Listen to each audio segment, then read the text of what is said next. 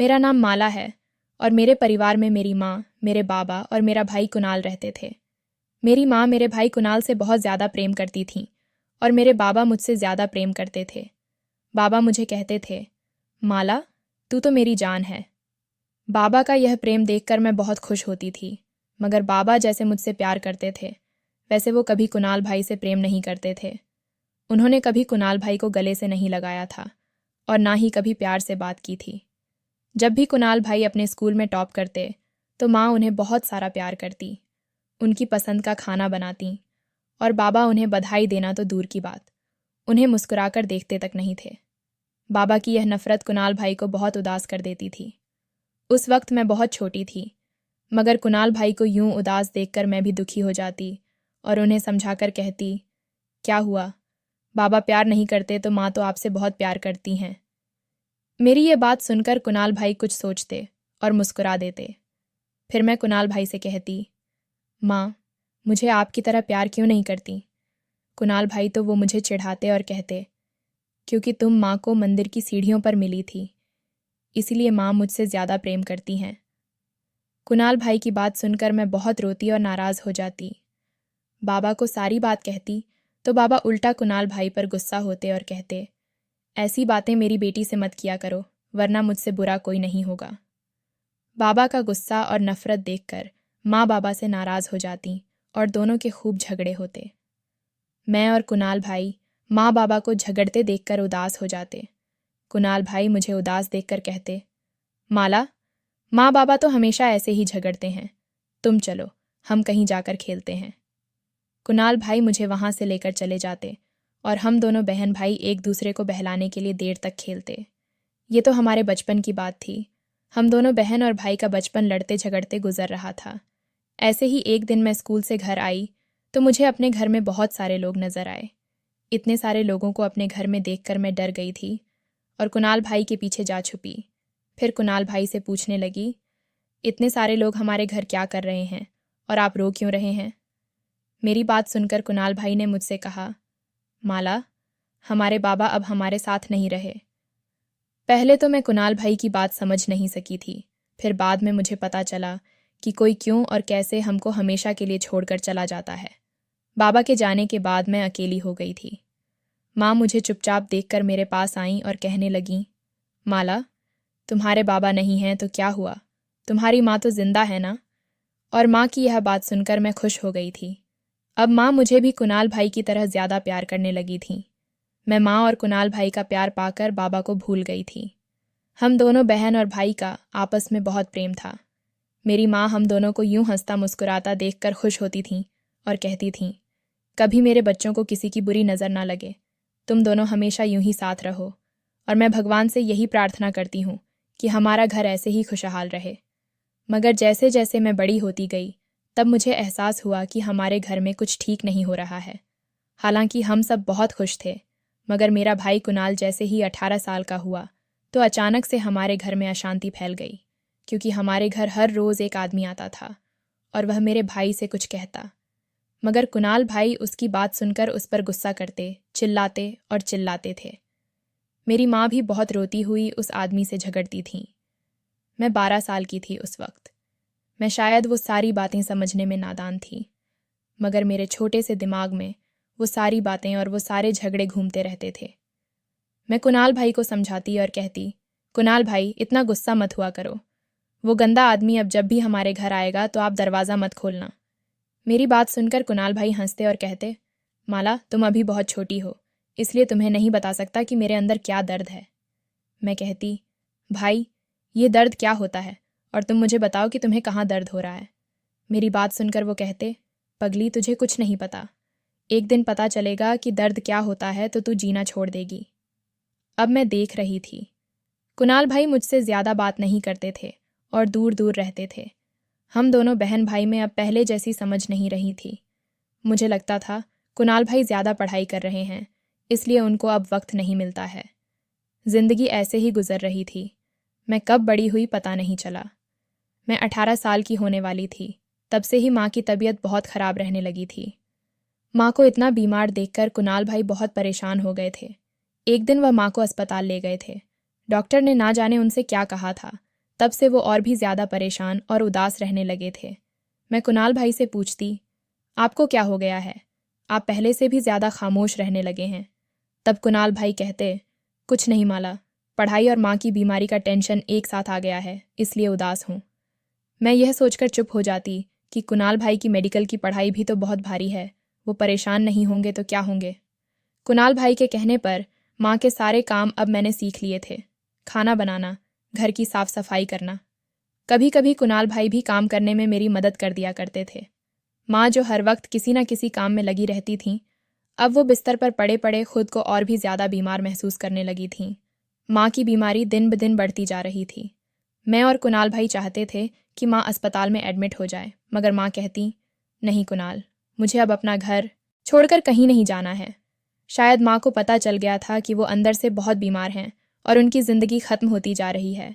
उस रात मैं माँ को खाना खिला रही थी, तभी माँ मुझसे कहने लगीं, माला, अब मुझसे नहीं खाया जाता, तुम कुणाल को बुलाओ।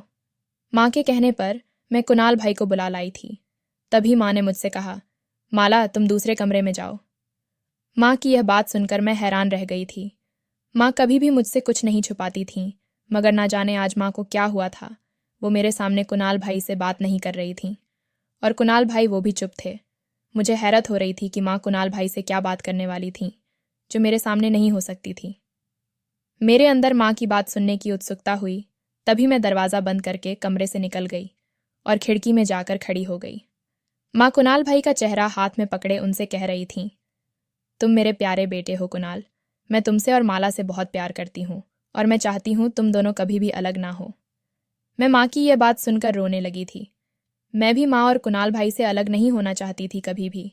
फिर माँ ने भाई को एक खत पकड़ा दिया और कहा, अपने कमरे में जाकर पढ़ना। कुणाल भाई माँ के गले लगकर बहुत देर तक रोते रहे थे। मैं अपनी जगह हैरान थी कि माँ वो खत मेरे सामने भी तो भाई को दे सकती थीं, मगर माँ ने ऐसा क्यों किया था। और कुणाल भाई, वो भी मुझे नहीं बताते थे कि उस खत में क्या लिखा है। मगर मैंने देखा था, भाई जब भी अकेले होते तो वह खत पढ़ते और बहुत रोते थे। मुझे बहुत उत्सुकता थी कि उस खत में आखिर क्या है, और कुणाल भाई जो मुझसे हर बात शेयर करते हैं, वह उस खत में लिखी बात मुझसे क्यों छुपा रहे हैं। मेरी उत्सुकता के कारण मैंने एक दिन भाई से पूछ ही लिया, कुणाल भाई, मैं जानती हूँ माँ ने उस रात आपको एक खत दिया था, मगर आप वह खत मुझे क्यों नहीं बताते? मुझे भी वह खत पढ़ना है। मेरी ये बात सुनकर कुणाल भाई मुझे हैरत से देखने लगे। फिर कुछ सोचते हुए बोले, अभी सही वक्त नहीं है, मैं वह खत तुमको ज़रूर दूंगा, मगर सही वक्त आने पर। और कुणाल भाई की यह बात सुनकर मैं खामोश हो गई थी। कुणाल भाई अपनी ज़ुबान के पक्के थे। उन्होंने जब कहा था वह सही वक्त आने पर खुद ही वह खत मुझे देंगे, तो मुझे अब उस सही वक्त का इंतज़ार करना था। एक दिन ऐसे ही मैं कॉलेज से घर आई तो माँ को बेहोश पड़ा देखा। चिल्लाने लगी। मेरे चिल्लाने पर कुणाल भाई भी वहीं चले आए। कुणाल भाई ने जैसे ही माँ को देखा तो मुझे गले से लगाकर कहने लगे, माला, माँ अब हमारे साथ नहीं रहीं, वो भगवान के पास चली गई हैं। मैं भाई की बात सुनकर माँ के मुरझाए हुए चेहरे को देखती रह गई। मुझे माँ के हमें छोड़ जाने का बहुत सदमा लगा था, और मुझसे ज़्यादा सदमा शायद कुणाल भाई को लगा था। वो घर पर अब कम रहने लगे थे, मुझसे बात भी कम करते थे, अकेले बैठकर माँ का दिया वो खत पढ़ते रहते और बहुत रोते। मैं जब उन्हें समझाती तो वो मुझे भी डांट देते। मैं कुणाल भाई के ऐसे बदल जाने पर उदास हो गई थी। मुझे नहीं पता था एक माँ के चले जाने से हमारा रिश्ता ऐसे ख़त्म हो जाएगा। कुणाल भाई रात देर तक घर पर नहीं आते तो मैं बहुत डर जाती, क्योंकि हमारे इतने बड़े घर में अब हम 2 ही लोग रहते थे, और कुणाल भाई भी मुझे अकेला छोड़कर चले जाते थे। एक दिन मैंने रोते हुए कुणाल भाई से कहा था, मुझे अकेले छोड़कर मत जाया करो, मुझे बहुत डर लगता है। मेरी बात सुनकर उस रात कुणाल भाई बहुत ज़ोर से गुस्सा हुए थे। मुझ पर चिल्लाने लगे और कहने लगे, माला, अब तुम छोटी नहीं रही हो, अकेले रहने की आदत डाल लो, मैं हर वक्त तुम्हारे साथ नहीं रह सकता। कुणाल भाई के डांटने पर मेरा नाजुक सा दिल टूट गया। मैं कुणाल भाई के बदले हुए रूप को देखकर ज़्यादा टूट गई थी। मैंने रोते हुए कुणाल भाई को देखा और कुछ भी कहे बिना वहाँ से चली गई।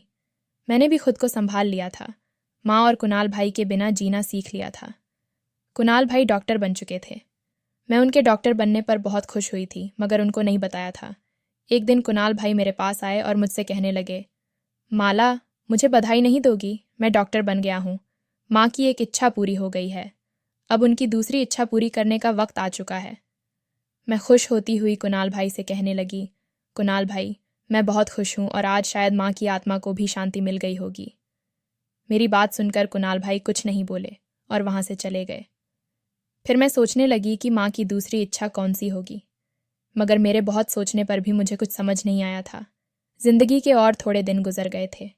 एक दिन कुणाल भाई मेरे कमरे में आए और मेरे सिर पर लाल दुपट्टा उड़ाकर बोले, आज तुम्हारी शादी है।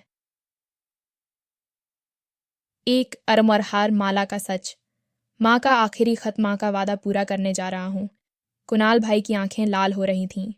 ऐसा लग रहा था जैसे वो आज भी रोए हों। मुझे लगा जैसे वो मेरी शादी का सुनकर रो रहे थे। मैं उनके गले से लग गई और बोली, कुणाल भाई, मैं जानती हूँ आप मेरे यहाँ से चले जाने की वजह से रो रहे हैं, मगर कृपया आप मत रोइए। माँ की आत्मा को दुख पहुँचेगा और मैं भी शांति से नहीं रह पाऊंगी। मैं माँ का वादा पूरा करने के लिए तैयार हूँ। आप जिससे कहेंगे, मैं बिना कुछ कहे उससे शादी कर लूँगी। फिर मैंने कुणाल भाई से यह नहीं पूछा कि मेरी शादी वो किससे करवा रहे हैं। शादी का मुहूर्त शाम के वक्त था। कुणाल भाई ने दूर के एक दो रिश्तेदारों को मेरी शादी में बुलाया था।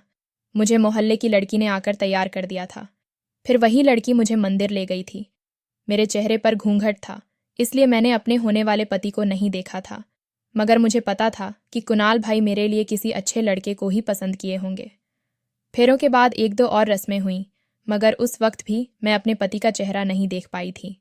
मुझे उसका चेहरा देखने की उत्सुकता हो रही थी, मगर बहुत कोशिश के बाद भी मैं अपने पति का चेहरा नहीं देख पाई। मंदिर से मुझे अपने घर लाया गया था। मुझे लग रहा था भाई मुझे घर से विदा करने वाला है, मगर मैं हैरान हो गई जब मुझे भाई वाले कमरे में बिठा दिया। मुझे लग रहा था जैसे कोई मेरे साथ मजाक कर रहा हो।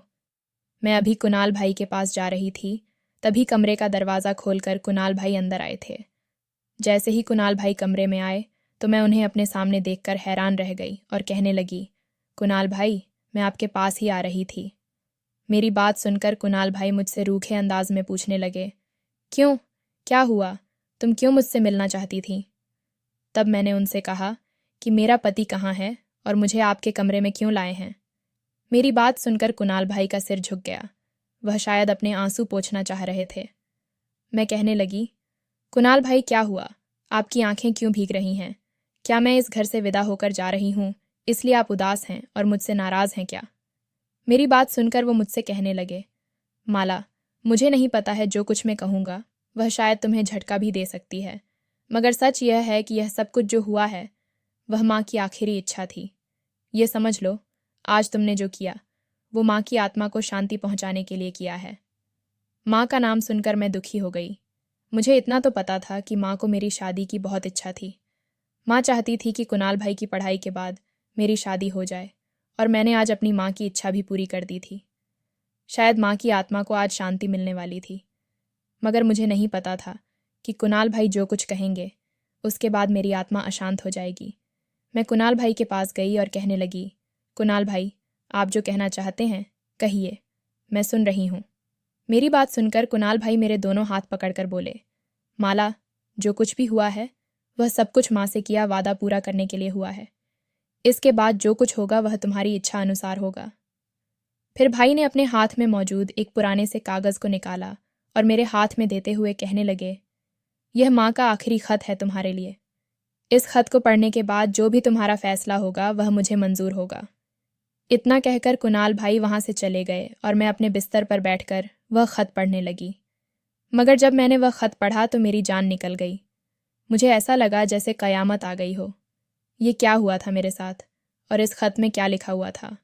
मैंने वह खत एक नहीं 4 बार पढ़ा था, और मेरी 4 बार पढ़ने पर भी उस खत का एक भी शब्द नहीं बदला था। मैं अपनी जगह पर रोती रही थी। ये क्या हो गया था? ये क्या कर दिया था कुणाल भाई ने? उन्होंने इतना बड़ा सच क्यों मुझसे छुपाया था? मैं रात भर रोती रही थी और मेरा आंसू पोंछने वाला भी कोई नहीं था। कुणाल भाई जो गए थे वह रात भर नहीं लौटे थे। मैं घर में अकेली डरती थी, मगर उस रात मैं नहीं डरी थी। मुझे अपनी माँ और कुणाल पर भरोसा करने की बहुत बड़ी सज़ा मिली थी। मैं अब पहले से बहुत ज़्यादा बदल गई थी, गुमसुम सी रहने लगी थी, और हर रोज़ वह खत पढ़ती थी जो माँ ने लिखा था।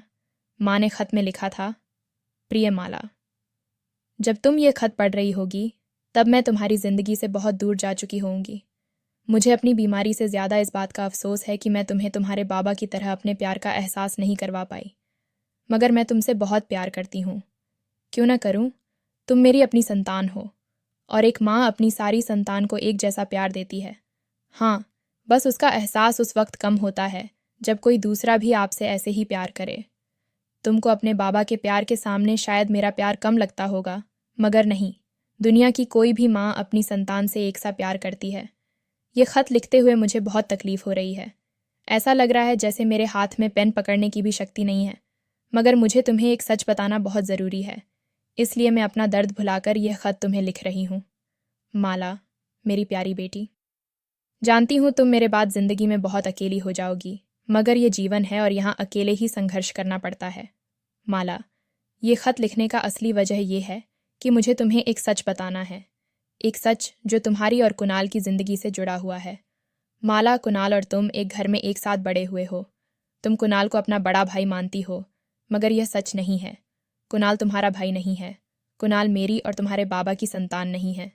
कुणाल मेरे दूर के कज़िन अनिल का बेटा है। अनिल एक बहुत बड़ा बिजनेसमैन था। उसकी पत्नी, जो कुणाल की माँ थी, कुणाल के जन्म के वक्त ही मर चुकी थी और अनिल की जान को खतरा था। इसलिए अनिल ने कुणाल को मेरे हवाले कर दिया था।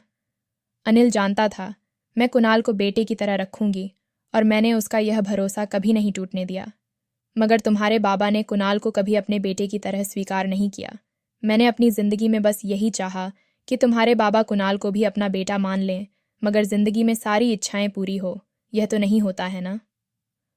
और कुणाल बचपन से ही जानता था कि तुम दोनों सगे भाई बहन नहीं हो।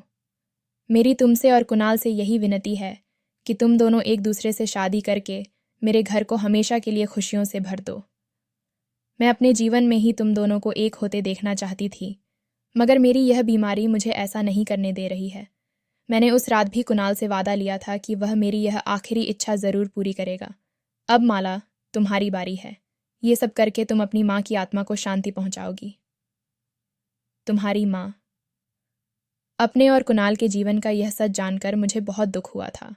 मुझे कुणाल से इस बात पर ज़्यादा गुस्सा था कि उसने मुझे कभी यह नहीं बताया कि वह मेरा सगा भाई नहीं है, और ना ही शादी के वक्त मुझे बताया कि वही मेरा होने वाला पति है।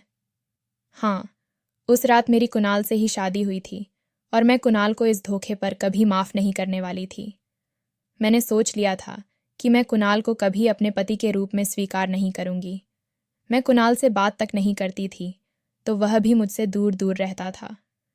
हम दोनों पति पत्नी होने के बावजूद एक दूसरे से बहुत दूर थे।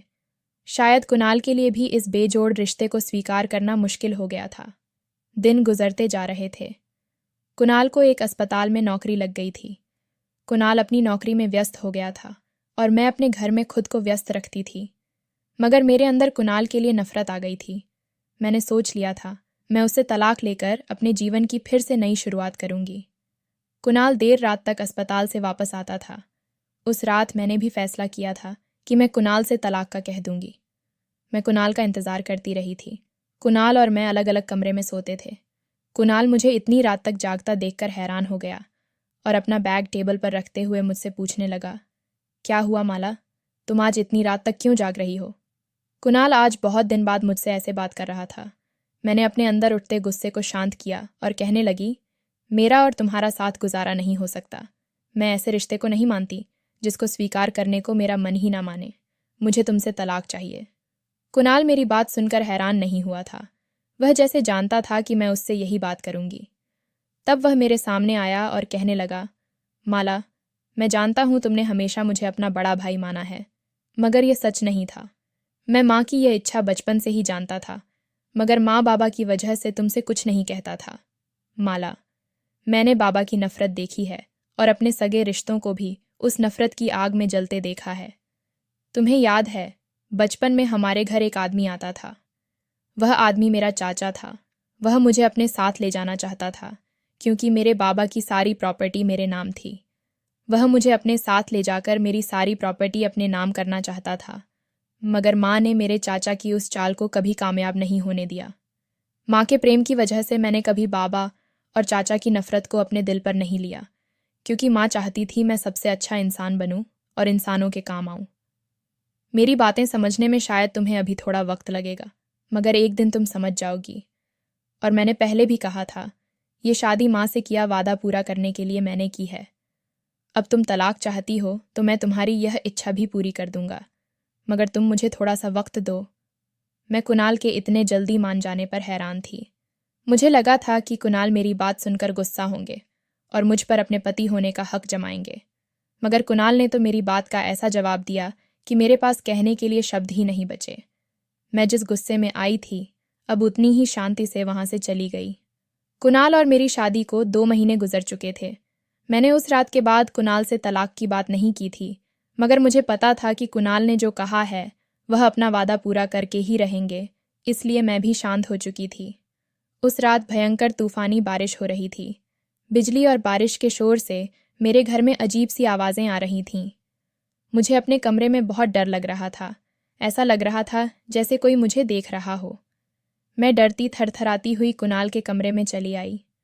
मुझे अपने कमरे में देखकर कुणाल हैरान हुए और मुझसे पूछा, क्या हुआ माला, तुम इतनी रात को यहाँ क्यों आई हो? मैंने उनकी बात को नज़रअंदाज कर दिया और उनके बिस्तर पर जाकर सो गई। कुणाल कुछ देर तक मुझे देखते खड़े रहे, फिर वह भी बिस्तर की दूसरी तरफ आकर सो गए।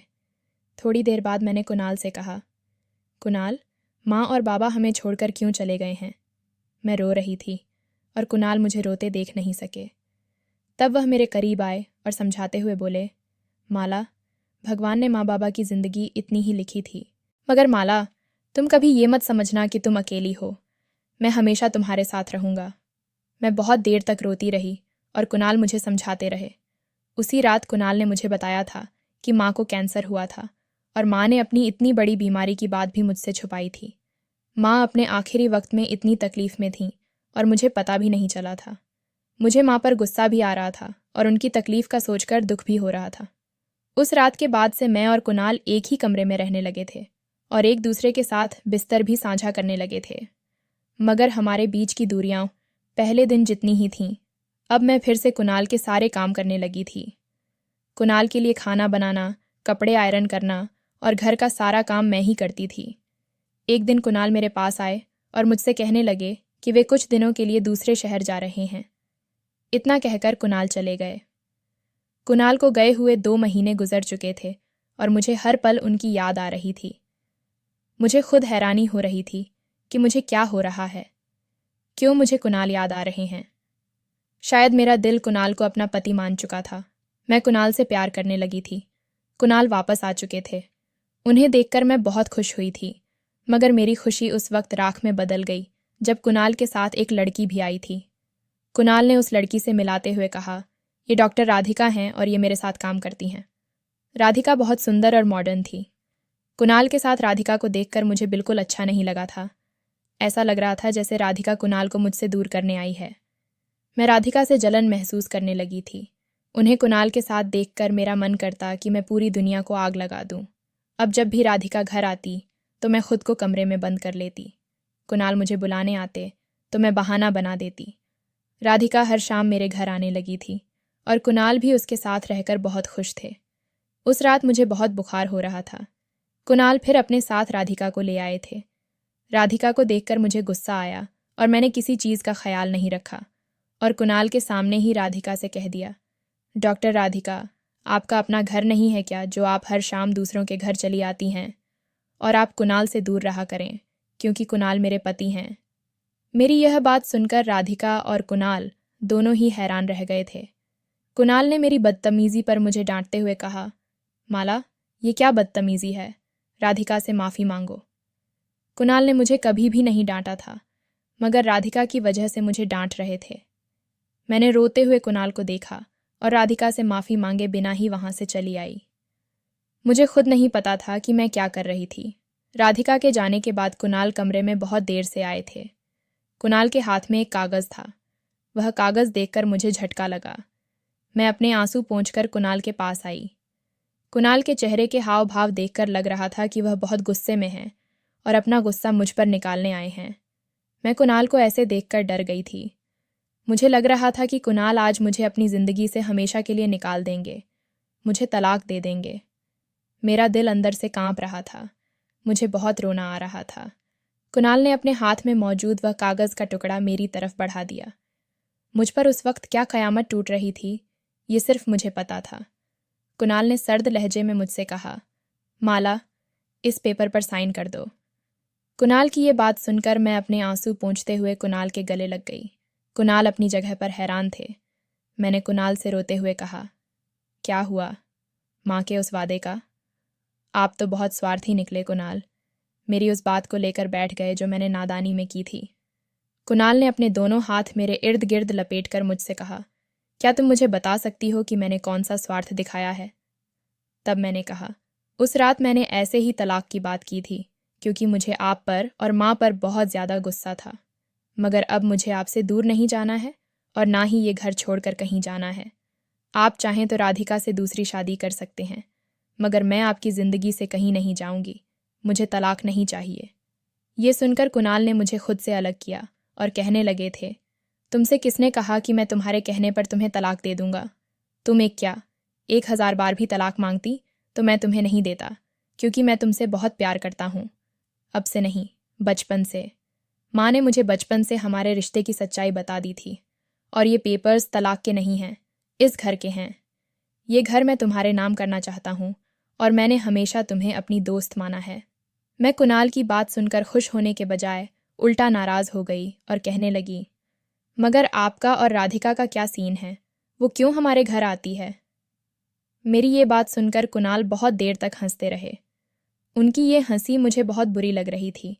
मुझे गुस्से में देखकर कुणाल ने कहा, गुस्सा मत करो मेरी प्यारी पत्नी माला। राधिका तुम्हारी सौतन नहीं है। राधिका पहले से शादीशुदा है और वो बस काम के लिए हमारे घर आती थी। और उसे घर लाने का एक कारण ये भी था कि मैं तुम्हें जलन महसूस करा सकूं। कुणाल की ये बात सुनकर मैं उन पर और नाराज़ हो गई। कुणाल मुझे ऐसे मना रहे थे जैसे कोई रूठे बच्चे को मनाता है।